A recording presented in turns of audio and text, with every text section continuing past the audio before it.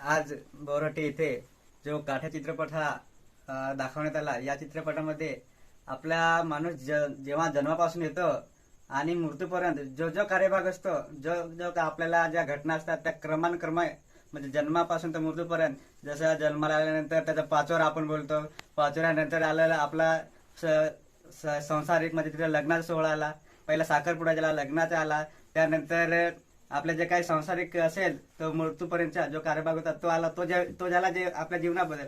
आणि जो सांस्कृतिक कार्यक्रम होता तो आपला सण होते, उत्सव म्हणजे बारसी पासून बिजा झाल्या, त्यानंतर कोळी भाजी आली, त्यानंतर पुढचे जे काही सण आहे स्टेप बाय स्टेप या चित्रपटामधून दाखवण्यात आले. आणि याच्यामध्ये विशेष घेण्यासारखे खूप काही आहे. त्यामध्ये आपण उदाहरणार्थ भक्ताचं आपल्याला एक उत्तम त्याच्यामध्ये म्हणजे दाखवण्यात आला. एक आधुनिक काळामध्ये बघायचं झालं तर सगळं आपण भक्तावर अवलंबून राहायचं. म्हणजे भक्तावर अवलंबून राहिलो म्हणजे आपल्याला सगळं निसर्गातूनच सगळं औषधे जे काय असतील ते मिळायचे. यामध्ये आपल्याला आता असं जाणवतं की आपल्या आई वडील आजोबा असतील जुने, ते यानं दवाखान्यात हे नावच माहित नसेल, यानं फक्त काय माहित होतं की भगत आहेत आणि भक्तावर अवलंबून राहायचे. जे काय आपल्याला जडीबुटी देतील त्याच्यावर आपलं काय करायचं आहे, पेशंट किंवा आपण आजारी माणूस सुधारायचं.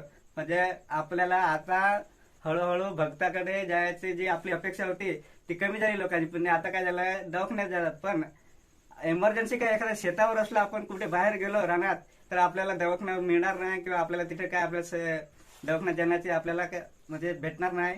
मग त्याच्यासाठी आपल्याला इमर्जन्सी म्हणून जर एखाद्या आपल्यासोबत बघत असेल किंवा जो कोणी औषध देत असेल तो असेल, तर आपण आपल्याला काय झालं, उदाहरणार्थ जंगलात गेल्यानंतर साप चापतात किंवा एखादी दुसरी काही घटना होती गावात रानातली, तर मग आपल्याला तिथे तात्काळ जर बरं व्हायचे असेल तर आपल्याला भक्ताशिवाय आणि ते जडीबुटीशिवाय पर्याय नसतो.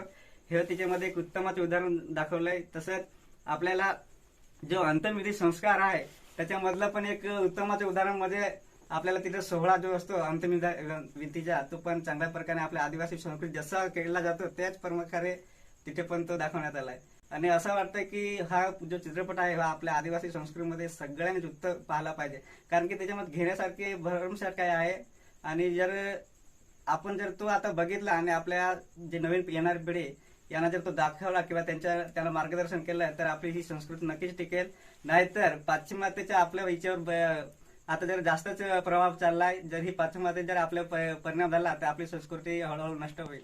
धरमपूर गावात जो काठ्या चित्रपट दाखवला त्याच्यातून म्हणजे असं आपल्या आदिवासी जी संस्कृती आहे त्या आदिवासी संस्कृतीचा म्हणजे प्रत्येक सण किंवा कोणतं कार्य कसं पार पाडावं, म्हणजे आपल्या आजोबिंजांनी म्हणजे जे आपले आजोबा होऊन गेलेत, आपले आडीवडील होऊन गेलेत, त्यांनी काही म्हणजे कार्यक्रम कसे पार पाडलेले आहेत आपल्या आदिवासी संस्कृतीचे, म्हणजे लग्नापासूनचे तर काजापर्यंतचे, परत अजून म्हणजे खूप काही असं आपल्या ढोलनाचा पासून टारपा नृत्य पासून सगळंच काही असं तुमच्या या काठ्या चित्रपटातून पाहायला भेटलं.